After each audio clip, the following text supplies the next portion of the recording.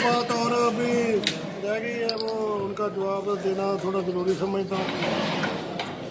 इनको हमारे कतर जाने की तकलीफ़ हुई या दुबई जाने की या सऊदीया जाने की तकलीफ़ हुई, अल्लाह ताला ने कबूतर परवरी में एक सियालकोट को एक मकाम दिया हुआ है, सियालकोट के उस्तादों को भी एक मकाम दिया हुआ है। बल्कि पाकिस्तान की ये इज्जत है कि पाकिस्तान के किसी खिलाड़ी को बरूने मुल्क वाले, कतर वाले या दुबई वाले या सऊदीया वाले या कुवैत वाले किसी फंक्शन में इनवाइट करते हैं, तो ये पाकिस्तान के लिए ऑनर की बात है। इसमें असद करने वाली कौन सी बात है?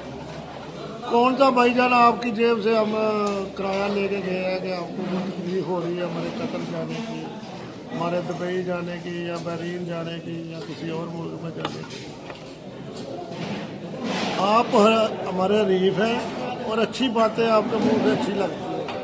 अगर गुजरांवाले वाले आपकी इज्जत नहीं करते हैं या दूसरे लोग इज्जत नहीं करते हैं, तो उसकी यही वजह है कि आपकी ज़बान अच्छी नहीं है, आपका बोलने का इखलाक अच्छा नहीं है। इस वजह से आप लोग सब लोग आपसे नफरत करते हैं।